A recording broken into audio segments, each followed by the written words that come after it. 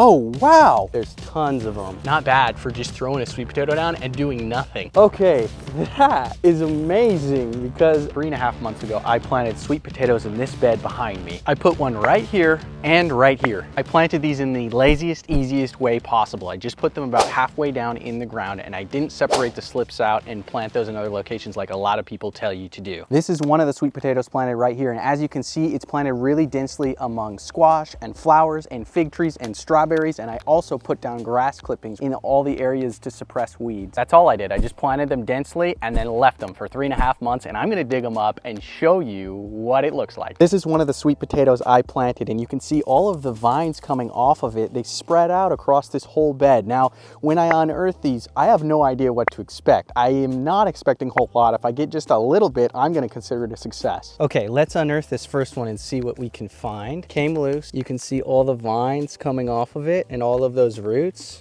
I don't know if I'm gonna get much of anything at all here. This is the potato. I'm gonna pull that out. Okay, it actually has a strawberry attached to it. I'm gonna just put that little guy back and show you what it's got here. So it's got these vines. There's tons of them, tons of sweet potato vines. So this is an excellent crop to cover an area if you want to suppress weeds. Wow, look at this. Oh, wow, wow, wow, wow. Okay, there is, yes, yes, yes. Oh, wow. Okay, that is amazing because I was not really expecting anything. I just broke these, but they're a decent size. Look at that. Look at those little sweet potatoes. Okay, I'm gonna pull these off, put them there, and I'll get this out of the way. So what just happened was was attached to one of those vines. I pulled the vine and it broke off the bottom part. So these are actually a lot deeper than I thought. Oh, wow. Okay, these grew right up to something hard right here. What is this? Oh, this is just a really hard piece of soil from when the weed fabric was here before and it was compacting this whole area. I actually added grass clippings and a lot of plants to try and improve the soil. Oh, and that sweet potato grew right up next to it and that is a good sized potato. Let's get these bad boys out. So I'm just gonna take the shovel and go a good ways back from the potatoes, probably at least a foot or so. And I'm just gonna go down. The soil further down is really compact, so it's a little difficult. But I'm just gonna loosen up that soil all the way around here. Oh man, oh, I chopped right through one. I gotta be more careful. Wow, there are more potatoes than I thought here.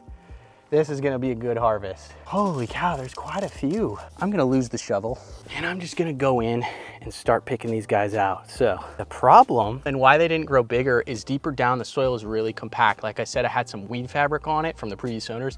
I'm not a big fan of that stuff. And I think they could have grown deeper and bigger if I didn't have that weed fabric and I had really soft, supple soil. I'm trying to improve the soil here. This is the first year I'm doing it, but not bad for just throwing a sweet potato down and doing nothing. Okay, let's get this guy out. There's a guy right there. Check that out. Okay, this is interesting. This is interesting. You can see this is how they start to form underground, these little bulbs that just kind of break off from the roots and form into actual sweet potatoes. It's really cool there. Here's one, he went straight down. There he is, got him, got him, got him. Okay, now this is the spot right under the sweet potato. I think there's gonna be quite a few right here. Let's check this out. Oh yeah, got a couple more. There's another guy right there. There's one right there. There's another. Let's get him out of here. Don't want to break him off. He doesn't want to come out easy. There we go, carefully. There he is, okay. Not bad. Where the vines trail out, they create all these little ones. So I might just follow vines and I could have some little fingerling sweet potatoes. There's a few more there. Okay, let me show you what I got. Check that out. That is not bad at all. I just put a sweet potato on the ground and this was just the spot kind of directly below and around the sweet potato. There's probably more where the vines spread out and had some dirt on top of them, but check those out. Really not a bad size at all. Look at those. Look at my hand, look at my fingers. It's a good size. This is way more than I was expecting. I saw a ton of vines that the sweet potato created and I wasn't sure if I would get any at all. Maybe just those tiny, like these little guys, because I did nothing for this potato. I put put in the ground. And you can see the vines are incredibly long from this potato. I mean, look at these potatoes I grew, and they're obviously a bit smaller than that one that I started them from, but they're still a decent size and they're still very usable. Now, I did break some off when I was harvesting them. Some of them got split in half, and those I'll just consume now. But there are several others that are really good to store long term in a dry, cool place. I did harvest them about 3.5 months out. Typically, you should maybe wait until 4 to 5 months when you've gotten a frost and the vines have died back. So what I'm gonna do is just wait to harvest the remaining potatoes that I have until just the next day. That is ice. There is frost everywhere on my grass and in the garden right now, so I am just gonna harvest the rest of the sweet potatoes. Now that it's warmed up a little bit and the bees are out pollinating all of these beautiful flowers, a lot has changed this morning with the frost. Actually, these are squash leaves right here that you can see are kind of dying back, and the sweet potato vines on the sweet potato itself are also dying back. So it was a really good idea to come in here and harvest this one now. Right in front of me is the next sweet potato. I have what we harvested yesterday. I'm gonna put it in this basket, and then let's see what we can get today. I'm just gonna pull this whole potato out of the ground. There's not really anything in there except maybe that one.